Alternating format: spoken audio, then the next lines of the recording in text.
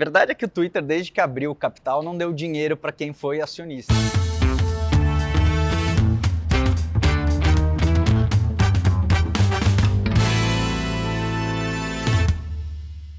Olá, estamos começando o Papo Café e Lucros do mês de abril de 2022.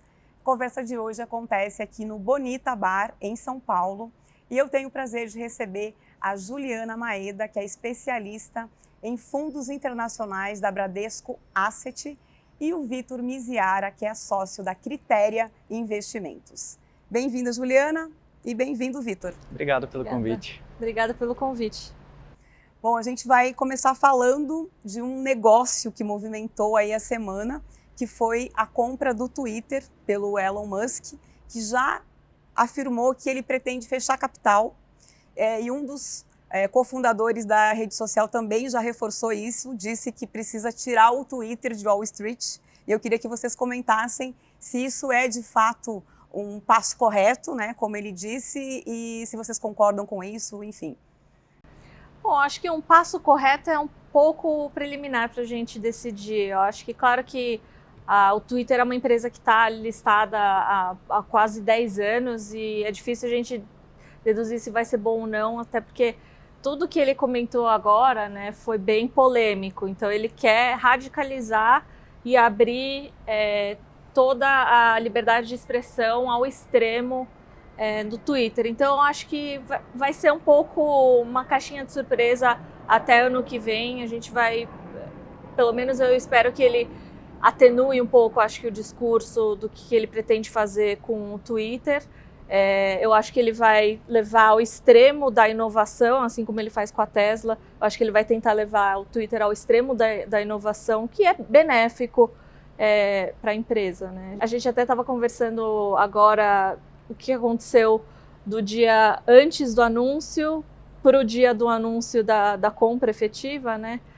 Com algumas contas que mudaram o número de seguidores, acho que o Vitor... A verdade é que o Twitter, desde que abriu o capital, não deu dinheiro para quem foi acionista, né? Então agora ele quer fechar capital para devolver o dinheiro para os acionistas, já negociou com o cofundador quanto ele vai sair com o cheque no bolso, e ele quer poder tomar as decisões lá sem ninguém literalmente apontando o dedo e falando que está certo ou errado, né? E aí se vai ser um pouco mais radical ou não, a gente não sabe, mas o que a gente estava conversando hoje é que várias contas do Twitter, de ontem para hoje, ou de segunda-feira para cá, já começaram a falar que o número de seguidores começou a aumentar muito.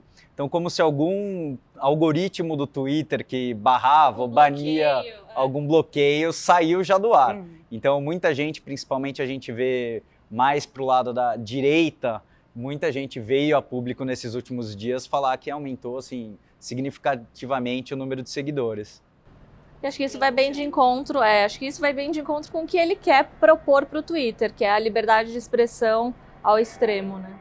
Bom, o Musk ele é conhecido exatamente por ser sempre muito polêmico e causar, né, muito burburinho, né, e até em alguns casos acusado de interferir, né, no mercado, principalmente quando a gente pensa em criptomoedas. Aproveitando, eu até ia fazer essa pergunta de cripto mais para frente, mas acho que é o momento de entrar um pouquinho nisso e entender como que vocês veem os ativos digitais, né? Principalmente os investidores mais jovens se interessam muito por esses ativos, têm muita curiosidade. A gente mesmo no Investidor recebe, né, perguntas relacionadas a isso, sempre quando a gente faz as nossas lives, né? Então, acho que é interessante falar um pouco sobre este universo e também como vocês enxergam isso daqui para o futuro, né? Oficialmente falando, o Bradesco ele tem um posicionamento um pouco mais conservador com relação às criptomoedas. A gente não tem investimentos ou não é autorizado a fazer investimentos em criptomoedas por enquanto. Até que a regulação seja um pouco mais clara e a gente tenha conforto, de maneira geral, como uma grande instituição financeira, de fazer esse tipo de investimento. Mas isso posto, na minha opinião pessoal, é que eu acho que isso está revolucionando o mundo. A gente passou de usar cheque, né? Há 15 anos atrás, 17 anos atrás, quando a gente começou a trabalhar, a gente recebia cheque e hoje a gente nem sabe mais o que é cheque. Então, essa digitalização e a utilização cada vez mais recorrente, super normal a gente usar tanto NFTs quanto outros tipos de criptomoedas, etc. Eu acho que isso vai revolucionar e vai continuar trazendo benefícios, no geral, para as economias. E hoje a gente tem já países que estão adotando as criptomoedas como moeda própria. Então, moeda assim, corrente, né? é um mercado novo para todo mundo, para quem quer investir, para quem hoje trabalha com assessoria de investimentos, para quem distribui produtos ou faz gestão. É novo para todo mundo e a gente está vendo algumas implicações agora, por exemplo, a guerra Rússia e Ucrânia. Teve muita gente vendendo moedas locais para comprar em cripto. Então é um mercado muito novo e toda a possibilidade que ele abre para os investidores ou para a usabilidade da moeda ainda são coisas que eu acho que a gente vai descobrindo pouco a pouco, né?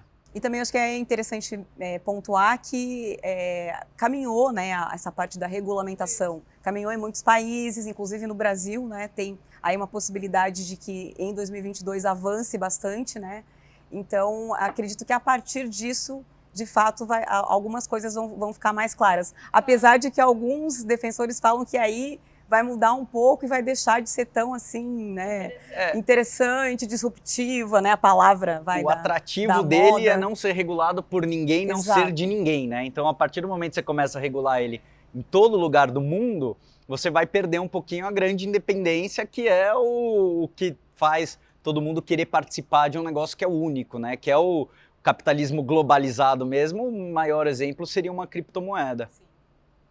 Mas eu acho que, assim, o que eu diria para os jovens investidores que estão começando a gente vê muito, acho que o Vitor também deve ouvir muitas histórias, a gente ouve muitas histórias de esquemas fraudulentos, então eu tomaria bastante cuidado com esse tipo de investimento. De novo, não existe investimento fácil, retorno garantido, risco baixo, vamos desconfiar, vamos estudar, confie na pessoa que está te assessorando ou está te dando essa oportunidade de investimento, porque como é algo não regulado, também surgem essas possibilidades de retorno garantido, sem volatilidade. É isso, né? Desconfie de algo que está muito diferente do que o que você, muito fácil. em média, ou exato. muito fácil, né? Ou muito no hype, né? Aquele negócio da euforia que todo mundo quer. É que todo mundo, ou que vem indicado por alguém, fala, não, esse retorno é garantido, esse ganho é garantido. Eu acho que assim, eu teria só uma certa cautela com relação a isso. Falando um pouco então de internacionalização da carteira, a gente viu aí nas últimas semanas um movimento de queda do dólar, mas a partir do fim da semana passada ele voltou, né, a subir. E aí os investidores ficam com muitas dúvidas em relação ao que fazer e o dólar embaixo também pode ser uma oportunidade de entrada, né, uma atração aí a mais. Mas acho que seria interessante falar da importância, né, de ter uma diversificação, de ter também uma carteira dolarizada com parte dos ativos também no exterior. Eu queria que vocês comentassem um pouco a visão de vocês sobre isso. Primeiro de tudo, eu acho que investimento em dólar é algo para o resto para a vida inteira, é algo estrutural, de longo prazo. Não é algo para você acertar o momento de entrada ou saída. E a gente não vai acertar. Os economistas que estudam e modelam e fazem projeções não acertam, quanto mais os investidores. Assim. Então é muito difícil a gente acertar exatamente o momento certo para mandar dólar ou não.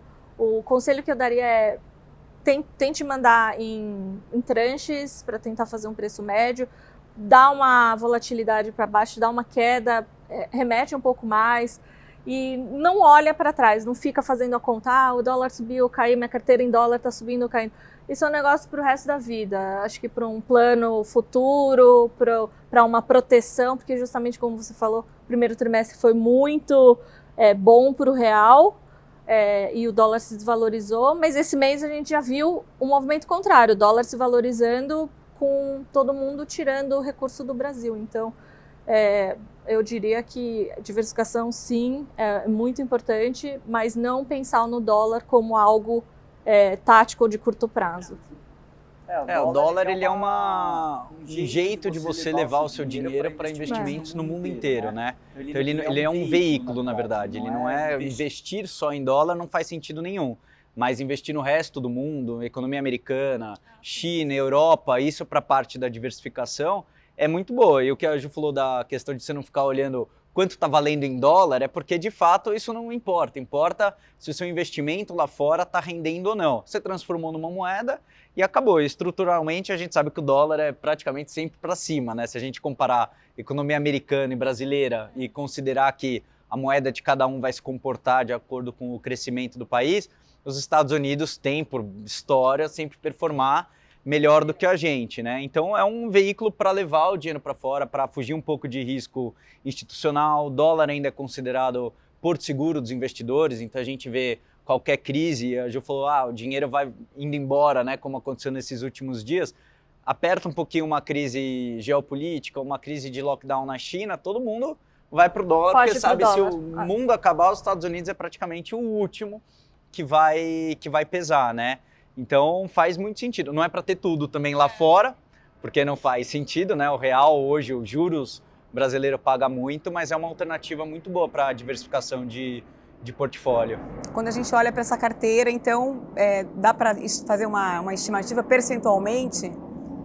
Eu diria que entre os 10 a 20% seria bom. Hoje, a minha especialidade é investimentos internacionais, então olhando para trás, estou fazendo isso há 15, 17 anos, olhando para trás, antigamente a gente não tinha possibilidades de investimentos internacionais. Um pouco mais recentemente, há uns 7 anos para trás, para agora, a gente tem gestoras internacionais, a gente tem BDRs de ETFs, a gente tem BDRs de empresas de ações, pode virar sócio da Amazon, do Google, então essas possibilidades infinitas não tem o porquê a gente não ter exposição a ativos internacionais. O Brasil representa 0,5% do mercado de capitais global inteiro, então não tem o porquê, assim como não tem porquê a gente não ter ações na Bovespa, assim como a gente não tem o porquê não ter fundos multimercados, ativos internacionais eu acho que também entra junto com o portfólio como um todo para construir junto com a renda fixa. Não tem por que deixar só na renda fixa também. Entende? O investidor brasileiro, quando pensa em investimento externo, ele olha muito para os Estados Unidos, obviamente, Europa. Mas dá para colocar China também aí? Que mercados que vocês enxergam com um potencial bacana? Dá para colocar tudo, é que o investidor ele vai geralmente onde ele se sente mais confortável, né? Então ele quer internacionalizar a carteira dele, ele lembra da Disney, ele assina o Netflix, ele compra, sei lá, Apple, então ele lembra as coisas que ele acaba, Amazon, Meta, né? Então o antigo Face, então ele vai pelo onde ele se sente confortável, as empresas que ele conhece, porque afinal de contas você está mandando seu dinheiro para fora para investir em empresas, né, na maioria das vezes. Então, eu me sinto confortável em comprar uma Apple porque eu compro o produto da Apple. Então, os outros mercados, a gente não tinha BDR americanas há 2 anos atrás. Hoje, com R$100, você compra uma ação da Netflix aqui no Brasil.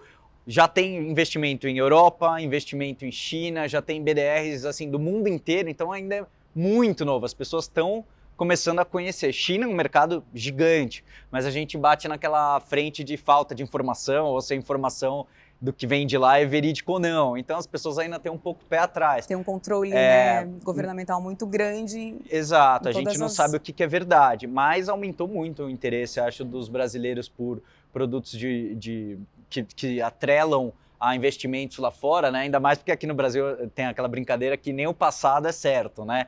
Então, para o futuro, então, eu vou colocar meu dinheiro em um lugar que, pelo menos, eu acho que vai sem ter tanta mudança de regra no meio do caminho. E é isso que eu acho que é mais importante que o Vitor comentou, é para o futuro, é para o longo prazo. Não é ficar tentando entrar ou sair. Eu acho que a valorização do S&P 500 nos últimos 10 anos ao ano foi um negócio, assim, absurdo. Dificilmente a gente vai testemunhar essa mesma valorização de 2 dígitos ao ano para os próximos 10 anos. Tomara que sim, mas dificilmente isso vai acontecer de novo. Mas, de qualquer forma, eu acho que é sempre olhando no longo prazo. A gente não está falando de um horizonte de investimento para 3 meses, a gente está falando de 1 ano e meio, 3 anos, 5 anos. Acho que investir sentar, revisar de trimestre em trimestre, conversar com o seu assessor, eu acho que esse é o cenário ideal. Bom, aproveitando que a gente está falando de investimentos no exterior, acho que a gente pode falar um pouco do tombo da Netflix nesse mês, depois ela perder 200 mil assinantes. Foi a primeira vez que a Netflix teve essa perda de assinantes desde o IPO, né?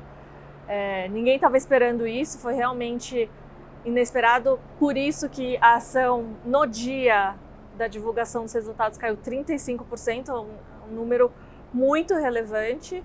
Ela já estava em território negativo no ano, mas teve essa perda em um dia só, que foi muito expressiva, justamente porque não só ela perdeu, como ela deu indicação de que ela vai continuar perdendo e no próximo trimestre ela ainda espera perder mais alguns milhões de assinantes, né? Foi uma combinação de fatores, assim, não tem a empresa não teve um escândalo, não teve um fator só. Eu acho que tiveram assinantes da Rússia, né, que saíram, que eles cortaram. É um ambiente muito competitivo, a gente vê Disney Plus, a CNN acabou saindo do mercado, mas CNN Plus, Hulu, etc. Então é um mercado muito competitivo e eles tiveram um ajuste nos preços também, que aí acho que vai muito de encontro com a conversa de inflação, que a gente falou, que os americanos não estão acostumados. Então acho que é toda essa combinação de fatores, mas nada que, apesar de ter sido muito expressiva a queda, acho que não é nada que preocupe de maneira estrutural, fundamental, a tese da empresa. Foi mais pontual mesmo. Foi mais pontual. Foi resultado ruim, né? Pior do que o esperado, e as projeções também que ninguém esperava. Então teve o Bill Ackman, que é um dos maiores investidores do mundo, ele tinha feito um aporte de $1 bilhão e no dia da queda ele zerou a posição com 400 milhões, 450 milhões sobrando, vamos dizer assim, mas ele colocou que as projeções são piores do que a que ele esperava. Nem se importando tanto com o resultado, mas as projeções para frente. Então mudou para ele a tese, ele pulou fora, mas é isso, é um mercado que já estava todo mundo um pouco pé atrás, competitivo pra caramba, mas ninguém apostava que poderia ser um resultado tão negativo, né? E para quem tem Netflix na carteira, faz o que agora? Espera. Esperaria. Não dá para sair a esse nível assim. É uma correção tão grande que abre os olhos para quem não tinha talvez entrar. Então, será justamente. Que para quem tem agora seja a hora de sair? Aí é aquela questão de você comparar, né? Se eu sair daqui, eu vou colocar meu dinheiro aonde que eu possa recuperar talvez mais rápido 46%, ou alguma coisa do tipo. É mais a oportunidade que Exato, abre para que você pode deixar de ter. Entrar. Agora pensando um pouquinho aqui Brasil, no dia 4 de maio a gente vai ter um novo anúncio, né, de taxa Selic.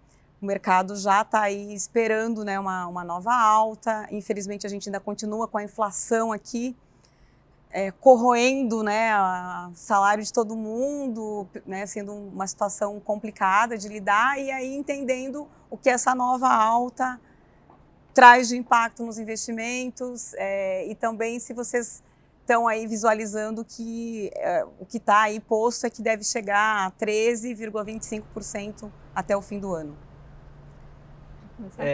Então, a gente está vivendo um período de inflação no mundo inteiro, né? Então a gente tem a inflação na Alemanha, que eu acho que é a maior em 30 anos. Nos Estados Unidos, eles batendo 7% de inflação, que é coisa que há 20 anos eles não veem. Na Alemanha, na Europa também, né? Holanda, assim, o mundo recorde inteiro. Estados da Inglaterra também, recorde de inflação, coisa que não existia, né?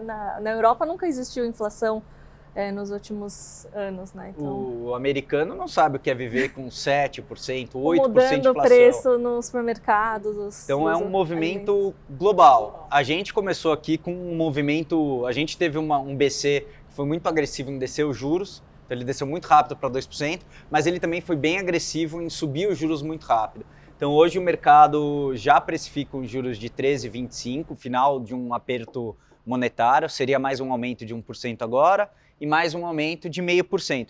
Até porque cada aumento de juros que a gente tem um impacto aí que demora 6 meses para trazer na economia. Então você tem que dar tempo da economia sentir esse movimento de juros para ver se vai controlar a inflação.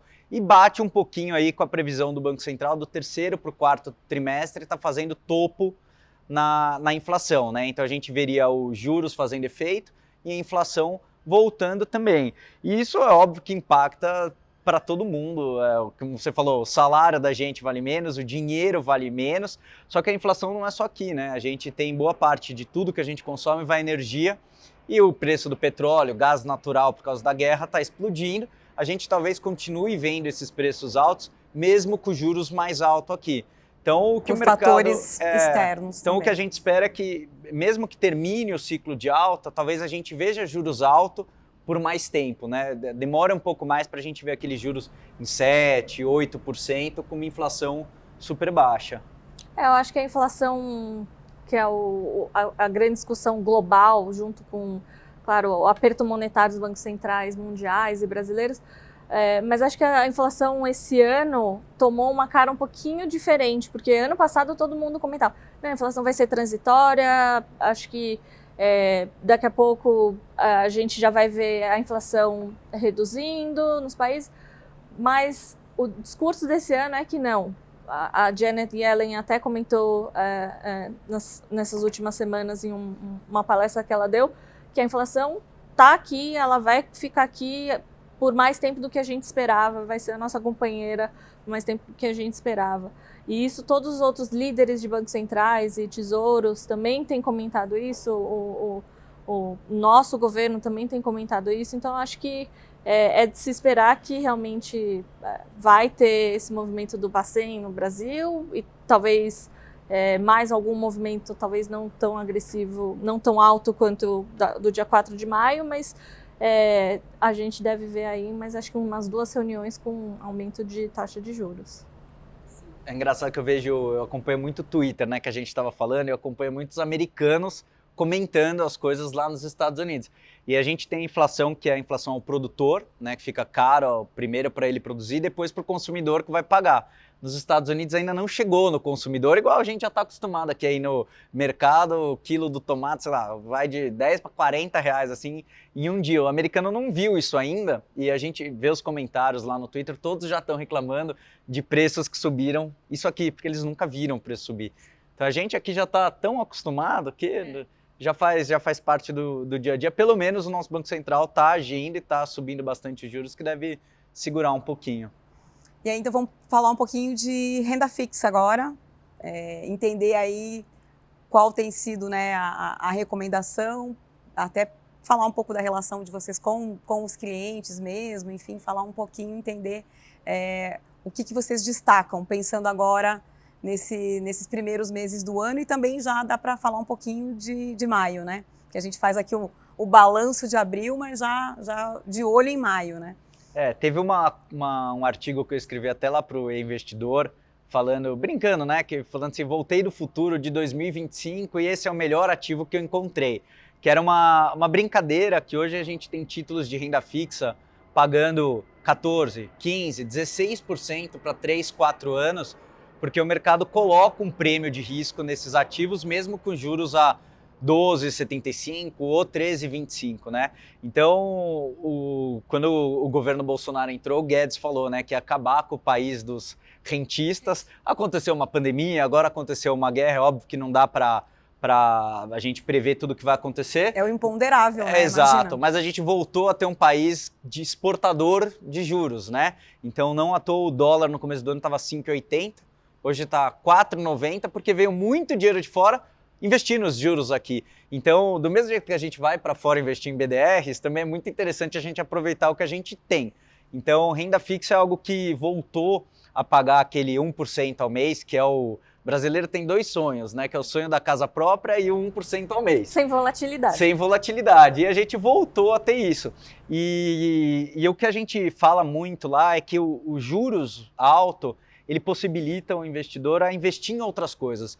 Porque se ele tiver hoje, vamos pegar um investidor que vai colocar 90% do dinheiro em renda fixa, ganhando ali 15% ao ano, tá? Se os outros 10% ele colocar em ativo de risco, aí vai em criptomoeda que pode virar zero, vai em ação que pode cair 50%, passado um ano, aquele patrimônio dele, aqueles 10% caíram 50%, ele perdeu 5%. Só que os outros 90% que estão rendendo em renda fixa, o principal dele ainda vai estar acima do que ele começou um ano antes.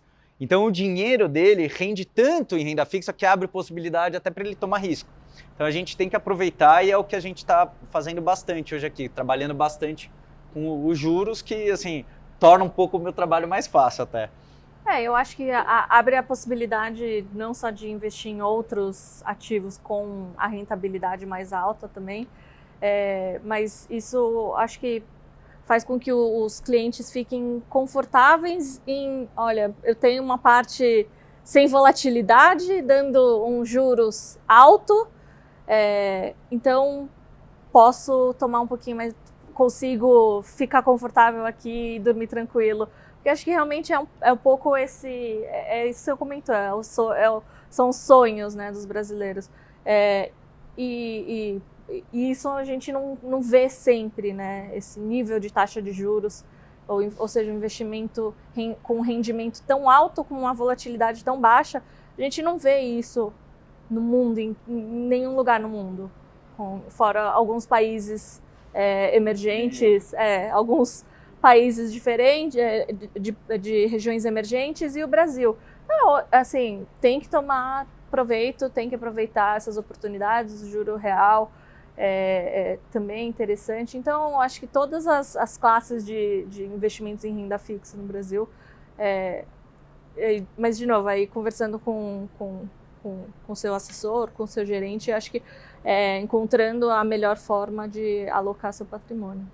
Eu acho que uma coisa também que é interessante a gente falar um pouco é que uma das coisas, das lições, né, que a pandemia trouxe é que mostrou muita gente sem reserva nenhuma e que aí enfrentou períodos, né, de alguns setores, né, foram muito mais impactados, as pessoas ficaram sem trabalho, né, passaram por momentos bem complicados. Então acho que interessante falar da importância da reserva de emergência, né? E do quanto... E aí eu sei que também não tem um consenso, né? De quantos meses a pessoa precisa guardar. Queria que vocês também falassem um pouco da percepção que vocês têm e da recomendação que vocês fazem em relação à reserva de emergência. Acho que a minha contribuição talvez seja menos direta do que a do Vitor, mas é mais uma opinião pessoal. Acho que eu tentaria poupar o máximo que desse e depois de até quitar todas as dívidas que você tivesse. Eu tentaria sempre poupar o máximo que você conseguisse, mas tentar ficar o máximo possível sem dívidas. Então, acho que se endividar, principalmente agora, com esse nível de taxa de juros, a tendência é a taxa de juros te beneficiar, mas também, dependendo do nível de dívida que você tem, acaba sendo um inimigo grande. Então, tentaria tomar o menos dívida possível ou até quitar todas as dívidas e tentar poupar o máximo possível todos os meses. O que a gente vê bastante, eu tenho já 15, 16 anos assessorando clientes, então eu já vi de tudo. Toda história. O cliente que fala que é agressivo, na primeira dor de barriga, ele já não é agressivo. A pessoa que fala que não precisa de reserva de emergência vai precisar de reserva de emergência. E reserva de emergência é um conceito que eu acho que todo mundo precisa, ou é um consenso de que existe, é necessário. A pandemia provou e machucou um pouco mais, porque todo mundo achava que poderia durar 3 meses, durou 2 anos praticamente de pandemia, né?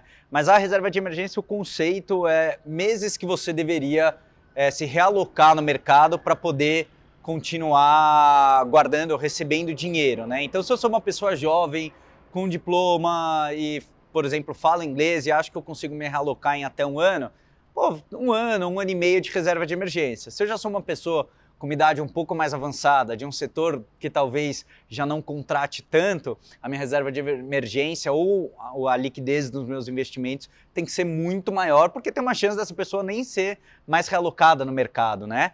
E você começa pela parte de quita as dívidas, aí começa a reserva de emergência, aí você começa uma parte de investimentos com liquidez, e aí depois você parte para os investimentos mesmo, e aí você vai subindo a escadinha até chegar numa criptomoeda, vamos dizer assim, numa classe de risco mais arriscada, né? Mas a reserva de emergência serve realmente que é para te dar a tranquilidade de você poder mexer no seu resto dos investimentos, sem dormir pensando que deu a pandemia na China agora de novo, putz, o que será que vai acontecer aqui, né?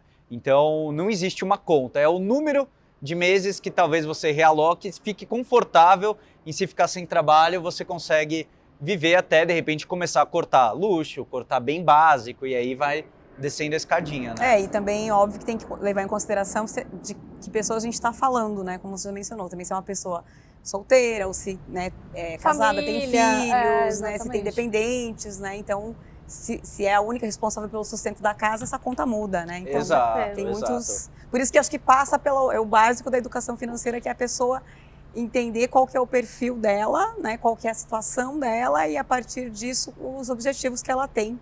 Né, com esse dinheiro que ela tem disponível para investir. E né? tem algumas coisas importantes que, assim, herança não é reserva de emergência, porque eu já vi gente perguntando. FGTS não é reserva de emergência, também já vi gente perguntando. Eu namoro e qualquer coisa eu vou morar lá na casa da minha namorada uns meses. Previdência privada. Então, assim, a reserva de emergência é realmente aquele capital que você gostaria de ter na conta do banco, ligar e falar, preciso gastar agora. É aquele negócio de liquidez 100% rápido, porque o imóvel você vai precisar colocar ele à venda, a menos que você use ele como garantia para um empréstimo, mas aí a gente fala de algo muito arriscado, de dívida. Né? Exato. Então, acho que, por incrível que pareça, né, às vezes a gente acha que o óbvio já está aí colocado, mas não, né? Precisa ser reforçado, precisa ser explicado. Eu achei interessante você comentar quais as principais dúvidas, e aí eu acho que a gente já pode até aproveitar, porque tem um momento aqui do papo que eu gosto de saber alguma coisa de bastidores, alguma história inusitada que vocês queiram, obviamente, compartilhar aqui com a gente.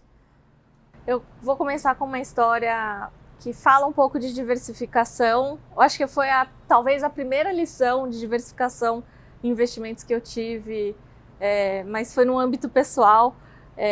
Eu tenho a família que meus 4 avós são japoneses, né? Eles imigraram para o Brasil. E quando eu fui para o Japão visitar minha família que ficou, que não veio para o Brasil, eu fui para casa de um tio-avô meu. Ele tinha 95 anos, né? 95 anos, era um senhor bem idosinho, né? E aí a gente foi jantar no restaurante, ele pagou com os cupons, eu falei, não, eu ajudo a pagar. Ele falou, não, é de graça, porque eu sou acionista dessa rede de restaurantes. Aí eu falei, nossa, mas você investe em ações? Eu fiquei surpresa que ele investe em ações. Ele falou, eu só invisto em ações.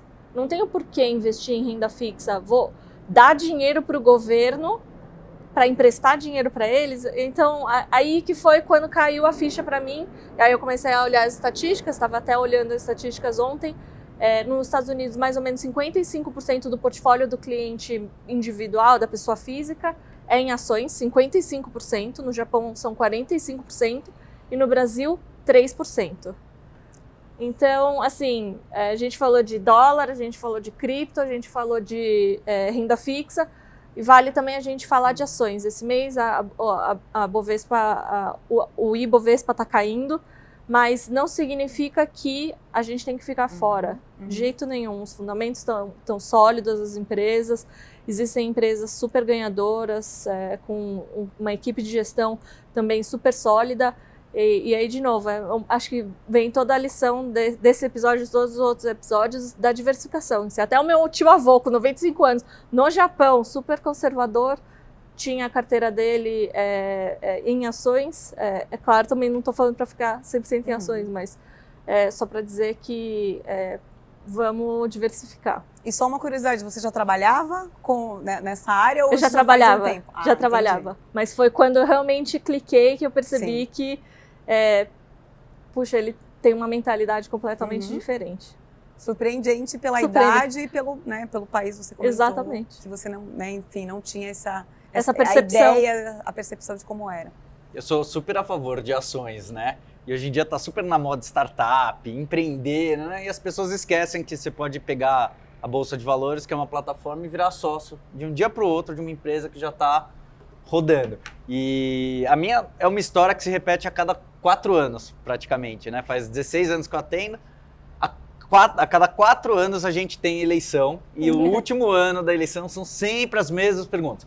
que eu faço? Eu liquido tudo, ponho tudo em renda fixa, mando todo o meu dinheiro para fora, Quem vai ganhar? ponho no colchão, quem vai ganhar? Se Em quem ganhar, você vai votar? o que acontece, Essa daí eu não posso responder, porque metade dos meus clientes ficam felizes, metade vão ficar bravos comigo. Não, eu não tô te perguntando, tô sei. aqui provocando. Mas só. é a pergunta que eles fazem, né? E aí eles também querem saber o que a gente acha de quem vai ganhar. Então ainda tem o lado do, se você falar mal de um possível governo que vai ganhar ou de um que vai perder, né? E a cada 4 anos as perguntas são as mesmas.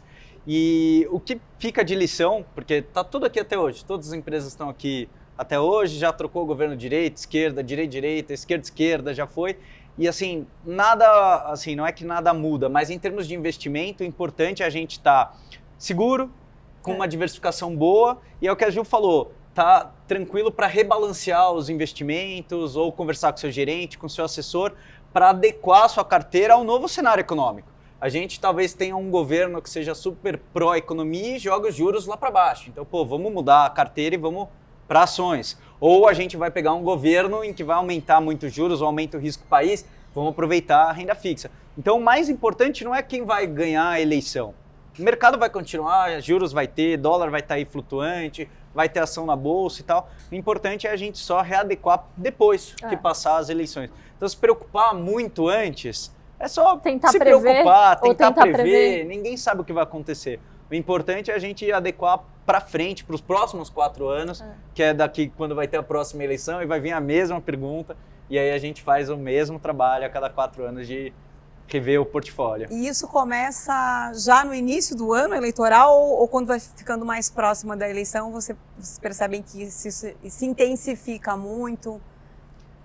Eu acho que assim, a gente já está recebendo muita pergunta, muita gente pedindo análise de carteira, sugestão de cenário A, sugestão B, né? Mas o mercado mesmo, ele começa a ficar um pouco mais estressado, um pouco mais volátil, chegando ali próximo da eleição, principalmente ali depois de julho, agosto. Então essa volatilidade em ação, em juros, também. Em câmbio, isso traz também aquela euforia, aquele nervosismo para os clientes. Eles acho que acessam mais a gente, Com né? certeza. Até porque hoje a gente não sabe nem quem são os candidatos, e do nosso lado também a gente olha bastante quem é o ministro tem os pré-candidatos, tem os pré-candidatos, mas ainda não são oficiais. Né? Os ministros da economia também, os ministros da fazenda também são super importantes para a gente. A gente vai querer saber o histórico, se é um cara um pouco mais liberal, um pouco menos liberal. Então, todas essas variáveis é difícil a gente prever e de novo, não tem resposta certa nem errada. Acho que o que o Vitor falou é exatamente isso. Não existe resposta certa ou errada, o importante é a gente estar confortável com a realocação possível que a gente tem que fazer. Uhum. Se a gente olhar agora então para maio, a Juliana até já comentou, olha, o Ibovespa esse mês aí ficou um pouco mais, né, morno, enfim, as pessoas já ficam com um pouco de receio de novo, né, olhando para o mercado de renda variável já com um receio maior. Mas se a gente for pensar um pouco em recomendação, o que a gente pode falar? Pensar de repente em setores ou alguma ação que talvez estejam um pouco mais descontadas, né, ações mais descontadas, que vocês colocariam aí numa carteira? Acho que de maneira geral as ações um pouco mais cíclicas, elas têm se comportado de maneira um pouco mais negativa, justamente porque veio esse número de inflação muito alto, então a gente viu que algumas ações acabaram sendo prejudicadas além dos seus fundamentos. Então são empresas boas, sólidas, bem geridas, com balanços sólidos, mas que por causa da inflação que veio muito alta no começo desse mês, a gente viu a ação delas enfraquecendo um pouquinho mais. Então, eu acho que essas empresas, talvez, de consumo discricionário, talvez sejam alguns bons nomes que a gente vê que estão um pouco mais descontados. Acho que as elétricas, né, também tem uma perspectiva boa. O setor de eletricidade tem de utilidades públicas, né, de utilities, tem caminhado bem também esse ano por conta da privatização da Eletrobras, então acho que tem alguma perspectiva. E também Rússia e Ucrânia, ainda o preço de petróleo ainda continua bem pressionado. Eu acho que eu apontaria essas duas frentes.